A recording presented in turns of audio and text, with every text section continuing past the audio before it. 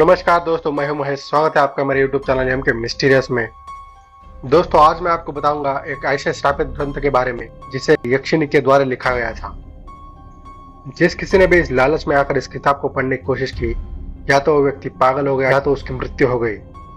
हालांकि भारत सरकार ने इस ग्रंथ को पढ़ने पर पूरी तरह से बैन लगा दिया गया है। मैं आपको बता दूं दोस्तों, ये ग्रंथ एक श्रापित यक्षिणी ने लिखा था जिसका नाम नीलावंती था। इसी पर इस ग्रंथ का नाम भी नीलावती ग्रंथ पड़ गया। आखिर कौन थी नीलावती जिसने इस श्रापित ग्रंथ को लिखा था और आखिर क्यों लिखा?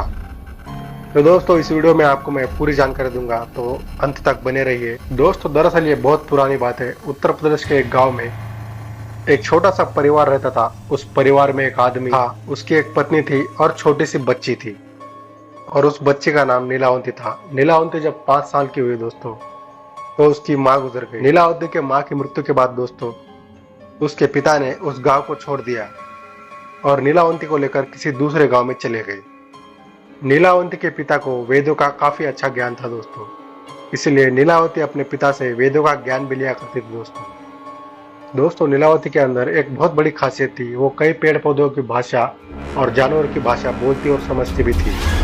यहाँ तक कि उसके सपने में शैतान भी आते थे और जमीन में गड़े धन का पता बताते थे। लेकिन नीलावती के अंदर उसे उसके पिताजी के द्वारा दिए गए अच्छे संस्कार थे। जैसे अगर नीलावती को पता भी चला कि इस जगह पर खजाना है, तो कभी वह उस खजाने को नहीं निकालती थी। अब धीरे धीरे समय बीतता गया और नीलावती 20 से 22 वर्ष की हो चुकी थी। बचपन में जो भूत प्रेत उसके सपने में आते थे, अब वो उसके सामने हकीकत में आने लगे। कुछ समय बाद नीलावती को यह पता चल गया कि वह एक श्रापित यक्षिणी है और वो किसी श्राप के कारण इस दुनिया में फंस गई है और यहाँ से बाहर नहीं निकल पा रही है। उसे अब अपनी दुनिया में किसी भी तरह से वापस जाना था। तो वो ये सब बात अपने पिताजी को बताती है। तो उसके पिताजी उससे कहते हैं, बेटी, अगर तुम इस दुनिया के नहीं हो और तुम अपनी दुनिया में वापस जाना चाहती हो, तो मैं तुम्हें नहीं रोकूंगा। तुम कभी भी यहाँ से जा सकती हो, मैं तुम्हें कोई रोक टोक नहीं करूंगा। नीलावती जब उस गांव को छोड़कर जा रही थी, तो उसे रास्ते में एक व्यापारी मिलता है। व्यापारी नीलावती को देखकर मोहित हो गया, क्योंकि वो बहुत ही सुंदर और आकर्षित दिखती थी।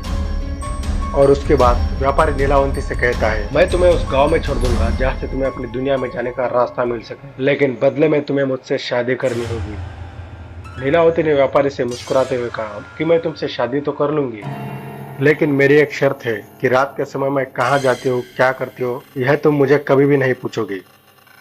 व्यापारी ने कहा कि ठीक है, मंजूर है। इसके बाद व्यापारी नीलावती को अपने बैलगाड़ी में बिठाकर उस गांव में ले गया। फिर उसी शर्त के अनुसार नीलावती ने उस व्यापारी से शादी भी कर ली। रोज रात के समय नीलावती बरगद के पेड़ के नीचे तंत्र मंत्र करने के लिए चले जाती थी। एक दिन रात के समय नीलावती उस बरगद के पेड़ के नीचे तंत्र मंत्र कर ही रही थी।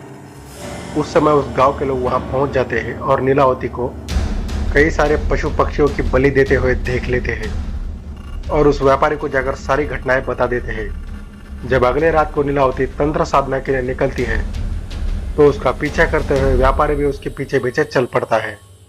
और नीलावती को ये सब करते हुए देखकर वो व्यापारी पूरी तरह से दंग रह जाता है।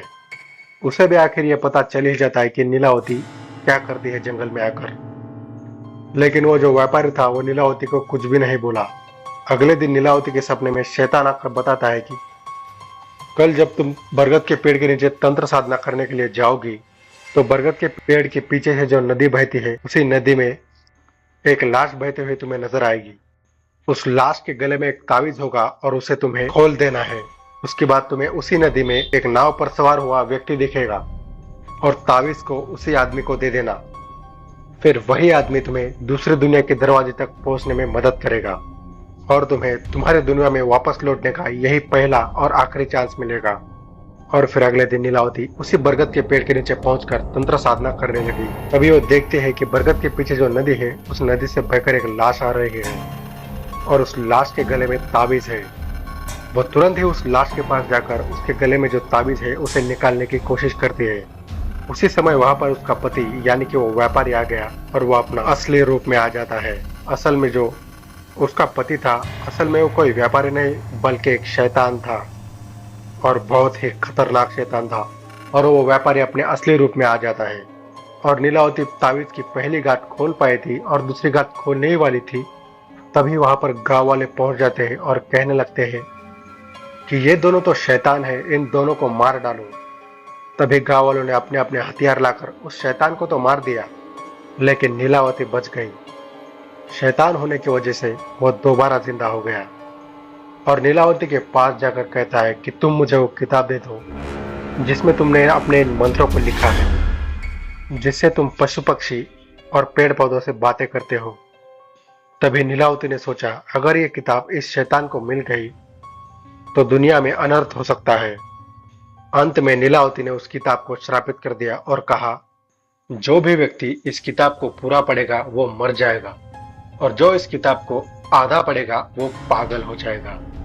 इतना कहकर नीलावती उस किताब को लेकर भाग गई। उसके बाद नीलावती का आज तक पता नहीं चल पाया कि वो आखिर कहाँ गई। इस पर हमें बहुत सारे अभी भी मान्यताएं मिलती है कि कहा जाता है कि नीलावती आज भी जिंदा है, कि वो आज तक उसे गांव में भटक रही है, क्योंकि उस शैतान ने नीलावती से कहा था कि यह तुम्हारा पहला और आखिरी चांस होगा इस दुनिया से बाहर निकलकर अपनी दुनिया में वापस जाने का। कुछ समय बाद वह किताब एक साधु को मिलती है और साधु के मन में कोई लालच नहीं था, हालांकि वो किताब दूसरी भाषा में लिखी हुई थी। इसलिए उस साधु ने उस किताब को सरल भाषा में लिखा ताकि सब लोग समझ सके। कहा जाता है कि जो भी इंसान इस किताब को पूरा पढ़ लेगा वो पशु पक्षी और पेड़ पौधों की बातों को समझ सकता है और उनसे बात भी कर सकता है। और अगर कोई इंसान इस किताब को आधा पढ़ लेता है तो पागल हो जाता है। पागल इस वजह से होता है क्योंकि इस किताब को पढ़ लेने के बाद इस मंत्र को हटाना यानी कि इसे डीएक्टिवेट करने का कोई उपाय नहीं है। अगर इस किताब को पढ़ लिया जाए तो धीरे धीरे करके सभी की आवाज़ें आपके कानों में गूंजने लगेगी और अगर आपके सामने कोई छोटी सी चींटी भी है तो भी उसकी आवाज़ आपके कानों तक पहुंच जाएगी कि वो क्या बात कर रही है। इस वजह से कोई भी इंसान पागल हो सकता है। दोस्तों, ऐसा कहा जाता है कि लास्ट टाइम इस किताब को स्वामी विवेकानंद जी से रिलेट कर देखा गया है, क्योंकि स्वामी विवेकानंद जी ने मरने से पहले इसी किताब को पढ़ा था।